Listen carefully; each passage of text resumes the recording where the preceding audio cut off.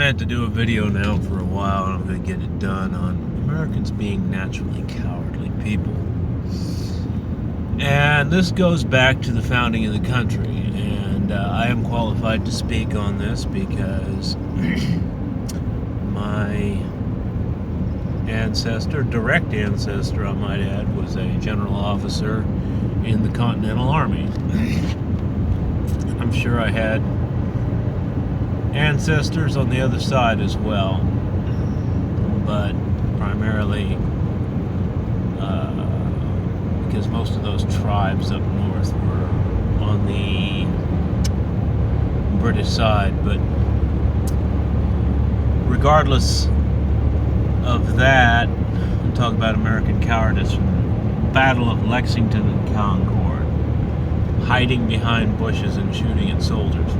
Regardless of the efficacy of guerrilla war, I'm not questioning the efficacy of guerrilla warfare. Understand that. I'm not questioning, the tactics, whether they're a good idea or a bad idea. I'm just saying they're a cowardly idea. It doesn't matter whether they may work very well, but they're still indicative of cowardice, being cowardly. And Americans have always been cowardly. Let's continue with the Revolutionary War analogy. Throughout all the tales, and there are a lot of tales of heroism, they're always individual tales, because collectively, Americans have performed very poorly in combat since the beginning. Even if we discount that Colonel, what's his name's account of Colonel Grossman's account of the killers or whatever, which the United States Army takes seriously, so make of that what you will. But let's say he's wrong. Let's say he's wrong about that. Let's say he's totally mistaken. Let's go back to the Revolutionary War.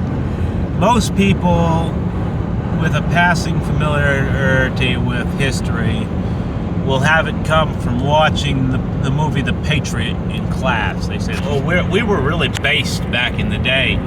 We watched Mel Gibson's The Patriot in high school, and that's how we know about the Revolutionary War. Well, the actual individual who came up with the idea of a lot of those tactics, it was several people, but in the end, where they fight in an organized battlefield, those ideas came from General Daniel Morgan, who was quite an individual. I'd like to make a movie about him someday in his life, but Morgan basically came up with this idea of fighting a set-piece battle and basically telling the majority of his force, instead of firing one round and running away, I would like you to just stay calm enough, reload, fire a second round, and while they're coming on to you, fire a third round, and then run away.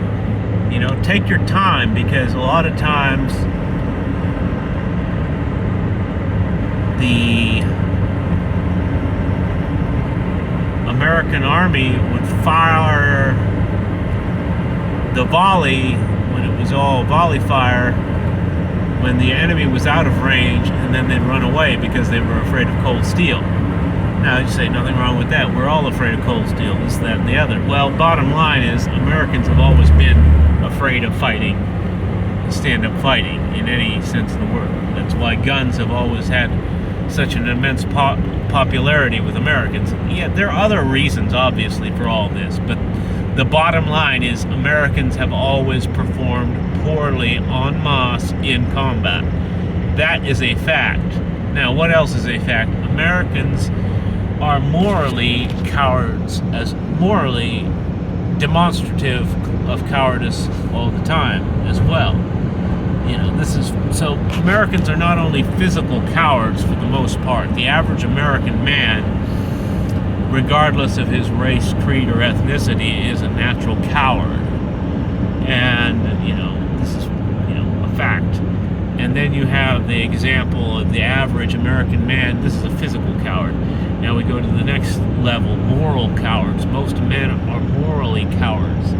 And that's how, and then, the third sense of the term, most people are spiritual cowards. So in three distinct ways, they are cowards. And this is why Americans are so weak, naturally weak. And naturally, afraid to control their women, afraid to control their politicians, afraid to control their streets, afraid to control their children, afraid to control anything, any aspect of their lives. They are terrified of exercising any aspect of authority over any form of existence, any other form of existence. And this is the bottom line of the problem with America. Even today, who is the greatest American hero? Chris Kyle for killing people 2 miles away. Americans shudder at the thought of personal combat. This is why boxing is largely dying off. MMA fighting isn't that popular, to be honest. It really isn't in North America. North America would not serve as enough of a base for the UFC. The UFC depends on its foreign subscribers and foreign audiences, basically, because the American audience is too small. Most people do not like the UFC. They do enjoy seeing somebody hurt, in the sense of a bully beating up somebody else. They like to see beatings, but that's just the normal high school cowardice. Football is an example of organized cowardice. That's a perfect example right there. Organized cowardice. James LaFond has written a lot about this. But I think people fail to recognize that as a whole, Americans are cowardly. As a whole, Americans are deeply weak, emotional people that can be destroyed so easily if people have that intent. I always said, back in the day, 50 guys can come into a city of millions and do whatever they want. The trouble is there's not 50 guys in the whole country. I mean 50 men.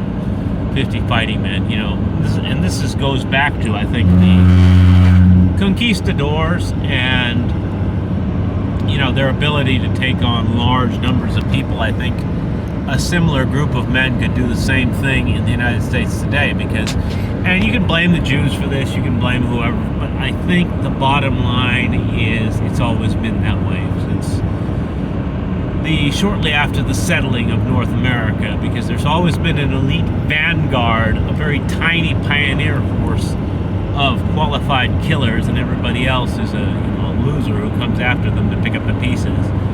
And that's the way it is with the U.S. military. You have about 5,000 deadly killers who are largely created by genetics now. They're breeding these guys now. And everybody else is a loser. Everybody else is just combat support for those 5,000 men. And that's the bottom line. That's why people worship Navy SEALs. It's why people worship superheroes. We've entered a time when one man is good for 10,000 men. And maybe it's always been like that in some form or another. Aside from the age of the Levy-en-Masse, which is, far behind us now. So this is the bottom line. This is the way things are today. Everybody is a prachnoic-style. Everybody is a natural coward. Everybody is afraid of death. Everybody is afraid of pain. Everybody is afraid of suffering. Everybody is afraid to win. Everybody is afraid to lose. Everybody is afraid of everything but being a slave, because that's what they were bred for.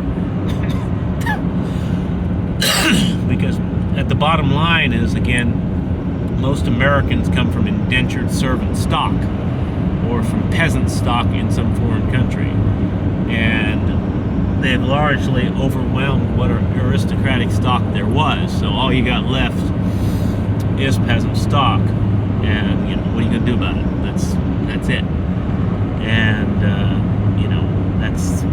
that's even if you ignore what Grossman said, which people say Grossman is a fraud, whatever. It doesn't matter. The fact of the matter is Americans aren't cut out for war or killing. They're cut out for slaughter or slavery.